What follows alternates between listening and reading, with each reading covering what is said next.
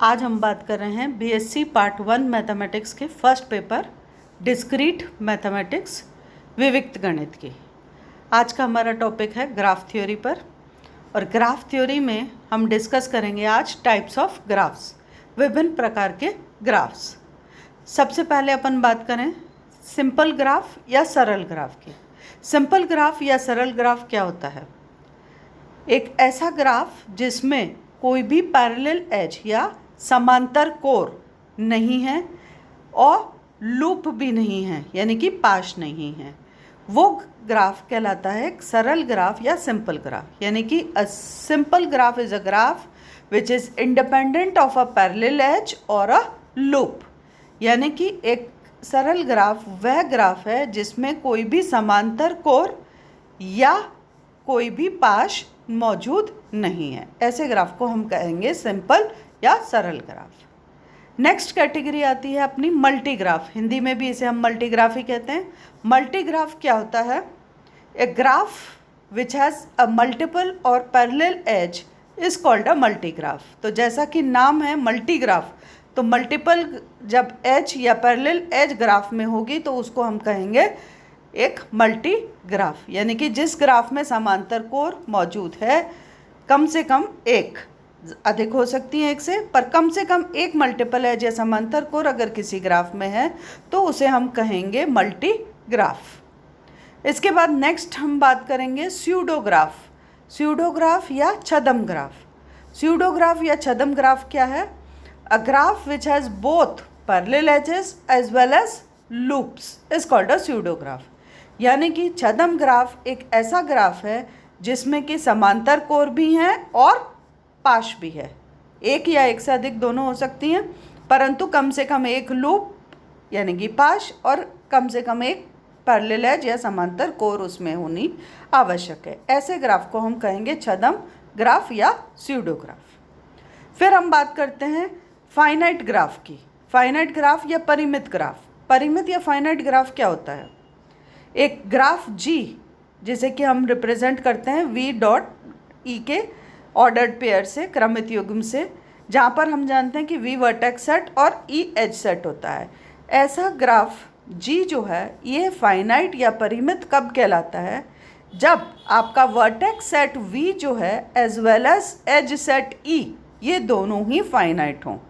यानी कि अगर जी कोई हमने लिया एक ग्राफ जिसमें वी वर्टेक्स सेट और ई एज सेट है, तो ना तो वी और ना ही ई दोनों ही इनफाइनाइट नहीं होंगे, इनमें असीमित जो है आपके अवयव नहीं हों। दोनों ही सेट जब फाइनाइट होंगे, परिमित होंगे, तो हम इसमें कहेंगे एक फाइनाइट ग्राफ। यानी कि वर्टिसेस की संख्या और एजेस की संख्या, शीर्षों की संख्या और कोरों की संख्या दोनों ही परिमित हैं, जिन्हें कि हम काउंट कर सकते हैं। ऐसी आपका ग्राफ कहलाता है परिमित या फाइनाइट ग्राफ। नेक्स्ट हम बात करते हैं इनफाइनाइट ग्राफ। हिंदी में हम कहते हैं अपरिमित ग्राफ। अपरिमित या इनफाइनाइट ग्राफ क्या होगा? जैसा कि नाम से ही क्लियर है कि इसमें कुछ ना कुछ इनफाइनाइट या अपरिमित होना चाहिए, बट अब इसमें क्या परिमित है और क्या अपरिमित है इसे हमें देखना ज़रूरी है। तो एक इनफाइनाइट ग्राफ क्या है? A graph in which the vertex set और द एज सेट और both are infinite are called infinite. यानी कि इस ग्राफ में या तो वर्टेक्स सेट जो है या एज सेट, जो आपके शीर्षों की संख्या है या कोरों की संख्या, या दोनों ही इनफाइनाइट या अपरिमित है, तब वह ग्राफ कहलाएगा अपरिमित या इनफाइनाइट ग्राफ। इसके बाद हम बात करेंगे नल ग्राफ। नल ग्राफ या रिक्त ग्राफ। नल ग्राफ या रिक्त ग्राफ क्या है? नाम से क्लियर है, रिक्त, यानी कि कुछ ना कुछ रिक्त है। अब क्या रिक्त है? तो देखिए ग्राफ जी जिसमें हमने फिर से वर्टेक्स सेट वी लिया है, एज सेट ई लिया है, ये कहलाता है एक नल या रिक्त ग्राफ। कब? If there is no edge in the graph, that is the set E, कोरों का समुच्चय जो है, इज एन एम्प्टी सेट। यहाँ पर ध्यान देने की बात क्या है कि नल ग्राफ में एज सेट जो है वो एम्प्टी सेट है, जो शीर्षों की समुच्चय है वह रिक्त समुच्चय है, ना कि वर्टेक्स का। वर्टेक्स का सेट आपका रिक्त क्यों नहीं है? क्योंकि अगर वर्टेक्स का सेट जो है हम कहते हैं कि वो भी रिक्त है और एज सेट भी रिक्त है, तो हम ग्राफ को ही डिफाइन नहीं कर पाएंगे। तो जब ग्राफ को डिफाइन करते हैं उसमें कम से कम एक वर्टेक्स का होना तो आवश्यक है। इसलिए जब हम नल ग्राफ या रिक्त ग्राफ की बात करते हैं तो उसमें हम सिर्फ एज सेट को देखते हैं कि वहाँ कोई एज सेट जो है वो एम्प्टी है, यानी कि उसमें कोई भी कोर नहीं है। तो ये एक इम्पॉर्टेंट बात आपके रिक्त ग्राफ की प्रॉपर्टी है कि वर्टेक्स तो कम से कम एक होना चाहिए।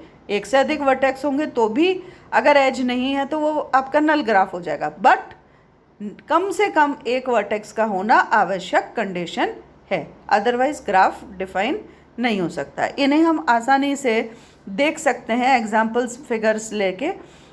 जैसे हमने G1 लिया, G1 जो है ये आपका एक सरल ग्राफ है। G1 जो है वो एक सरल ग्राफ है।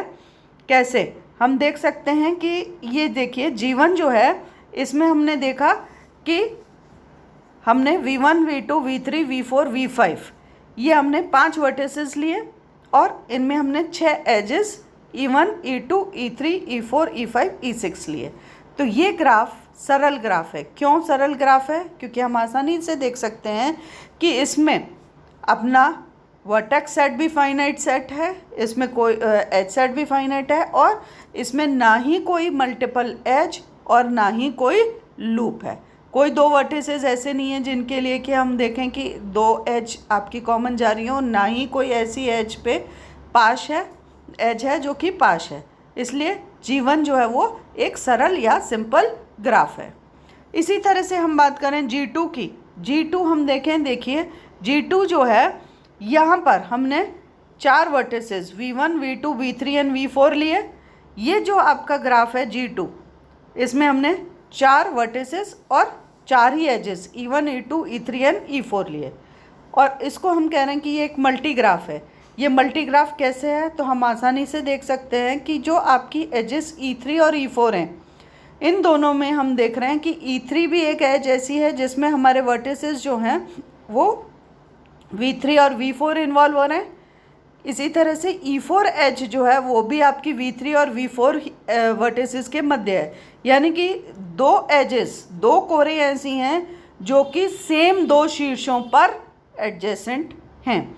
V3 और V4 दो शीर्ष हैं जिनमें हम दो एजेस देख रहे हैं, E3 एंड E4, यानी कि E3 E4 क्या हो गई? समांतर कोर, पैरेलल एज। और क्योंकि ग्राफ में समांतर कोर या आपकी मल्टीपल एज होती है तो ग्राफ को हमने नाम दिया था मल्टीपल ग्राफ या मल्टी ग्राफ। तो इसलिए आपका G2 क्या हो गया? एक मल्टी ग्राफ। अब बात करेंगे हम G3 की। G3 हमने कैटेगरी लिया है। G3 जो है ये आपका है छद्म ग्राफ या स्यूडोग्राफ। तो देखिए छद्म ग्राफ G3 या स्यूडोग्राफ क्यों है? इसमें हमने फिर से 4 वर्टिसेस लिए V1, V2, V3 and V4, और हमने 5 एजेस लिया E1, E2, E3, E4 and E5। हम देख रहे हैं E1 एज जो है वो V4 से शुरू होकर V4 पर ही ख़त्म हो रही है। तो ये जो E1 एज या आपकी E1 कोर है ये क्या हो गई? एक लूप या पाश। तो इसमें पाश या लूप हो गया। इसी तरह से हम देख रहे हैं कि E3 एंड E4 जो है ये सेम टू वर्टिसेस V1 और V2 के मध्य एजेस हैं, यानी कि ये आपके पैरेलल या एज या समांतर कोर है।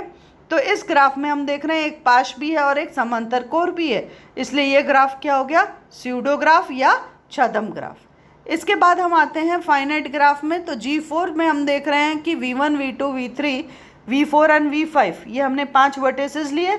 E1, E2, E3, E4 हमने 4 वर्टिसेस लिए। तो हम वर्टिसेस की संख्या को भी हम देख रहे हैं कि ये फाइनाइट है, एज की संख्या को भी हम देख रहे हैं फाइनाइट है, यानी कि आपके शीर्ष और कोरों की संख्या क्योंकि परिमित है, इसलिए हम आसानी से कह सकते हैं कि ये ग्राफ जो है एक परिमित ग्राफ है। इसके बाद हम बात करेंगे G5 की। G5 जो है आपका, हम बात करें एक अपरिमित ग्राफ, इनफाइनाइट ग्राफ। तो हम यहाँ पर कई सारे वर्टिसेस देख रहे हैं V1, V2, V3, V4, V5, V6, V7, V8, V9, V10, 11, 12 and so on. और कई सारे एजेस। अब दोनों तरफ हमने डॉटेड लाइंस का स्ट्रक्चर बना रखा है। इसका क्या मतलब है कि आपका वर्टिसेस और एजेस दोनों ही इसमें आगे बढ़ते जा रहे हैं इसी क्रम में। तो यहाँ पर क्योंकि वर्टिसेस और एजेस दोनों की संख्या ही इनफाइनाइट हो गई, इसलिए ये ग्राफ G5 क्या हो गया, एक इनफाइनाइट ग्राफ हो गया। अब हम बात करते हैं G6। G6 में हम क्या देख रहे हैं, 3 vertices V1, V2 and V3। अब ये 3 वर्टिसेस तो हैं, पर इस ग्राफ में कहीं पे भी कोई एज आपको नहीं दिख रही है, इसलिए वर्टिसेस की संख्या है 3 पर एजेस की संख्या है 0। कोई भी एज इस ग्राफ में नहीं है, इसलिए G6 क्या हो गया, एक रिक्त ग्राफ या नल ग्राफ। तो इस तरह से हम टाइप्स ऑफ ग्राफ्स को डिस्कस कर सकते हैं।